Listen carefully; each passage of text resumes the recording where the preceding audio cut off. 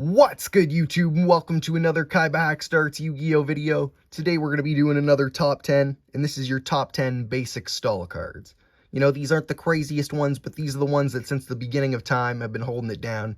You can splash them into any deck, and it'll help you get those stall plays. So we're going to start with Kaiba at the number 10 spot.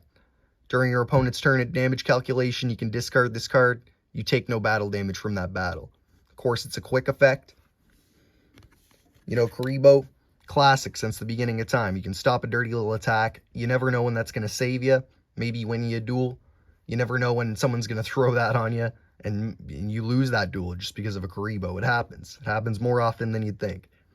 By extension, you know, the other Kaibos, Winged Kaiba and Rainbow Kaiba. Of course, this one, if it's on the field and destroyed, sent to the graveyard, you take no battle damage for the rest of that turn. But like Rainbow Kaiba, other Kaibos have similar effects, so you can do similar plays to what the original Kaiba was doing. At the number 9 spot, we got Stumbling. Now, this is a card I use in a lot of decks. You know, it can get those weird plays out where you can do all your stuff, and then you can activate this, throw it down, and they can't, you know, all their monsters are switched to defense, because, you know, any monster that's normal summoned, flip summoned, or special summoned is changed to defense. So if you have some cool plays to kind of pull that out and, you know, get through, throw that down, and then maybe on your next turn, it helps you out in some way with your defense position stuff, or you have something to pop it so you can just go in after that.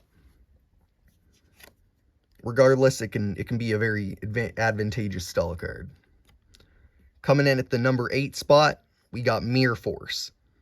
So obviously classic stuff. When an opponent's monster declares an attack, destroy all attack position monsters that they control. And that can save you for a turn, you know, that can stall you out or stall them out and take out some of their monsters possibly. So of course that's a great one. And that extension, by extension, you know, goes into like Drowning Mirror Force, Quaking Mirror Force, Blazing Mirror Force, you know, all the different ones. Like this one, you know, when an opponent's monster declares a direct attack, shuffle them all back into the deck. So that can be good. And most of the Mirror Forces don't target, so that's a bonus if there's something that can't be targeted. Coming in at the number 7 spot, we got the Gravity Bind. Now this one has just been a classic for so long. You know, all level 4 higher monsters on the field cannot attack. So, you know, you can just basically stall things out real hard, especially if you have a lower level deck, you know, level 3s, stuff like that. You could pop out. And that by extension is similar to Level Limit Area B. I know I have one somewhere. I don't have a copy handy, but basically everything level 3 or higher can't attack or switch to defense. I think that's what Area B does. So coming in at the number 6 spot, we have Magic Cylinder. Now this one's just a beauty. You never know when a Magic Cylinder can just straight up win you a game. If they have an OTK, you're switching that OTK back on them. And this also extends, I would say, to the, you know, like defense draw, single kind of hit trap cards like that. You know what I mean? A Saskaritsu armor or whatever it's called. Similar things like this, but I think Magic Cylinder is the best out of that kind of single attack stop maneuver, because obviously it's negate one attack and then equal to the attacking monster's attack you do to their life points.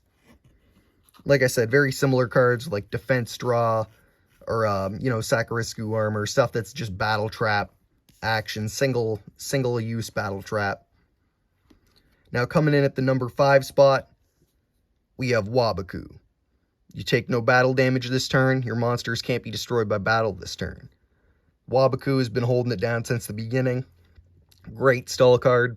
And this, of course, extends to Threatening Roar, which is they can't declare an attack that turn.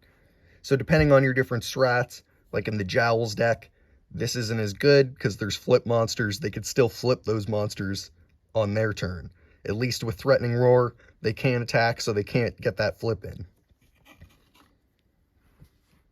Coming in at the number 4 spot, we have Nightmare Steel Cage. Now, this is another just great one. Basically, for 2 turns, no one can attack. You know, this card remains face up on the field for 2 of your opponent's turns. No monsters can attack, destroy this card during your opponent's second end phase after this card was activated. So this can get you a couple free turns. Obviously, it does stay on the field, so it can be a little dirty, but it can be a useful card. Coming in at the number 3 spot, we have Wall of Revealing Light.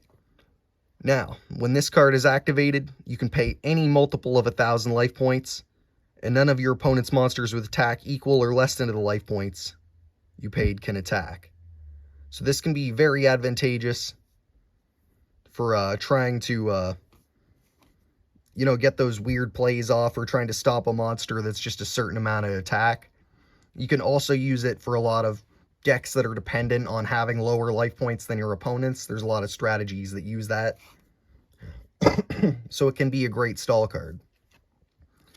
Of course, coming in at the second spot, unforgettable kind of card, we have Swords of Revealing Light.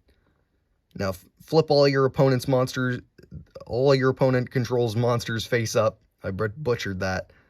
But all your opponent's monsters get flipped face up. And for 3 of your opponent's turns, while this card's face up on the field, monsters your opponent controls cannot declare an attack. So this card can just really stall you out, especially if you know they've gone through like a Heavy Storm Duster or like a Harpy's Feather Duster. You know, they've gone through some of the meat of their destruction tactics. You know, you could throw one of these down and maybe get a stally play out.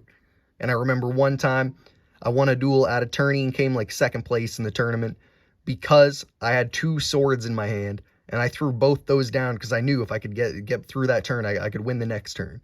So all I had to do was double down. I put 2 swords down because that's all I had. It blew the dude's mind, but then I won it with it. It was the strat because he got rid of one of them. He couldn't do anything about the second swords. So you never know when swords is going to come in for the play, and it's obviously just a classic card. Coming in at the number 1 spot, the classic stall, the basic stall, Battle Fader. Now, Battle Fader is just a beautiful card. When your opponent's monster declares a direct attack, you can special summon Battle Fader, and then you can usually bring him out in defense or whatever you need to do. And if this card is special summoned if this card was special summoned with this effect, banish it when it leaves the field. So, and when this thing comes out, you can end the battle phase. So if they go to do a direct attack, you just stop it, bam, you ended the battle phase. And then this thing's great. You can go into maybe a Link Kaiba, and then get some dirty plays off with the Link Kaiba as well. So you can keep extending its plays a bit. The Battle Fader is just a beautiful card all around. It's saved me in a lot of duels. You never know when it's going to come out. The only kind of downsides is that it does have to be a direct attack. But like I said, you can just end that battle phase and it can stall you out for the rest of the next turn when you could maybe pull out a play to win or get one of your engines going. So that's the basic top 10 stall cards. You know what I mean? If you think I missed anything or you want to see a part 2, make sure to let me know in the comments. Make sure to like, share, subscribe, hit that little notification bell. Tell me which one was your favorite or which card you use the most out of the basic top 10 stall cards. And what other top 10s do you want to see? Like I said, let me know all that in the comments below. And thanks for watching. Peace.